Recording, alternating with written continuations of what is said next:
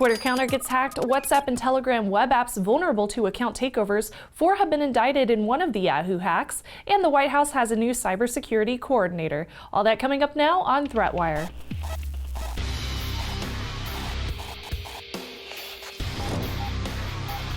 Greetings, I'm Shannon Morse, and this is ThreatWire for March 21st, 2017. Your summary of the threats to our security, privacy, and internet freedom. First off, a very special thanks to our patrons supporting the show every single month. If you want access to extras, hit up patreon.com/ThreatWire for more information. Our first story comes from Twitter. Well, actually, Twitter counter. If you were on Twitter last week, possibly following the national election in the Netherlands, you may have been welcomed by swastikas and Nazi-like tweets due to a hack of several media outlets, well-known politicians, and celebrities. The hack occurred due to a third-party service called Twitter Counter, which allows Twitter users to analyze their tweet data as well as tweet directly from the service. While Twitter Counter doesn't store credit card details or passwords for Twitter, they do have authentication to tweet on behalf of a user's account via their service. According to Twitter Counter, they started remediation tasks shortly after finding out their service could be the potential entry point for the hack by shutting down the service and auditing their systems. Twitter Counter is now back up and working. The company suspects that this is done by the Turkish state in response to an anti-immigrant party in the Netherlands, though the dispute between countries has been going on for quite some time. And before commenting, please don't kill the messenger. My personal opinions on this topic aren't up for discussion. Twitter Counter advises users to change their passwords, use two-factor authentication, review the list of apps authorized through Twitter, and of course contact Twitter if your account might have been compromised. Checkpoint, an Israeli security firm, found vulnerabilities in the web apps of both Telegram and WhatsApp late last week. Both apps allow you to use end-to-end encryption via web browser alongside that of your phone. While the encryption is secure, the file uploaders were not, and could allow an attacker to gain full control of an account, including accessing contacts, any other files saved in the app, and message history if it was saved. In a blog post published by the firm, they discussed how the web apps did not restrict certain types of uploads correctly, and they were able to bypass the restrictions by hiding malicious HTML code behind a JPEG image or video. The attacker can send the encrypted file to the user, and a user would open it. From the blog entry, quote, "Once the victim clicks on the document, the WhatsApp web client uses the file reader HTML5 API call to generate a unique blob URL with the file content sent by the attacker, then navigates the user to this URL. After that URL loaded, the attacker would be notified and could override the session in the web app, taking control over the account. Furthermore, since WhatsApp only allows you to have one session open at a time, another bit of code could be used to keep the account open as long as the attacker wanted, and a user would be locked out.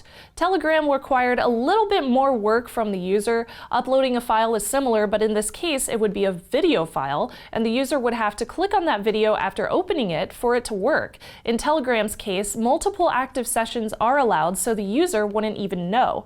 Both issues have since been fixed by the companies, but security professionals advise users to stick with using the mobile apps and not use web apps at all for end-to-end encryption.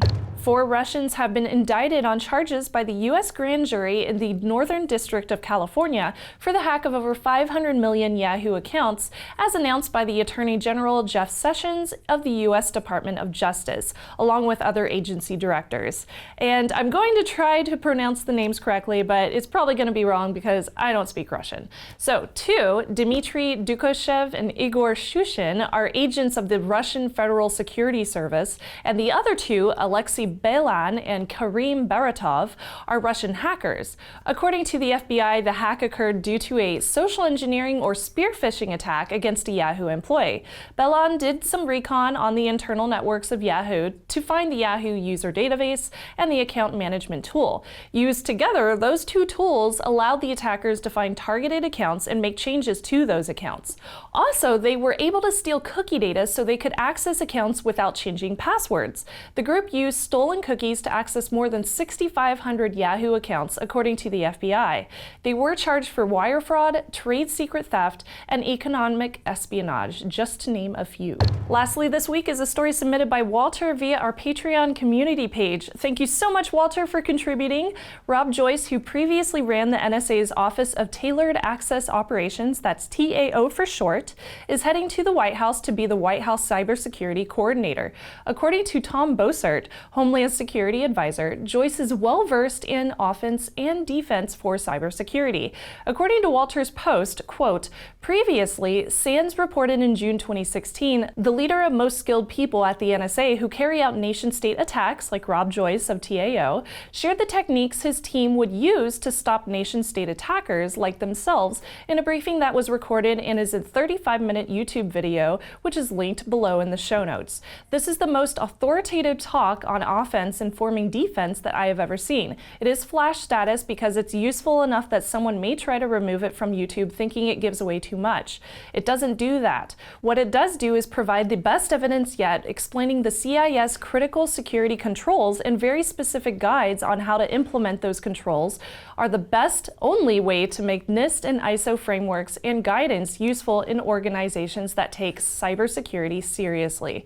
An excerpt, I am going to use best practices for exploitation. Are you going to use best practices for defense? It all comes down to that.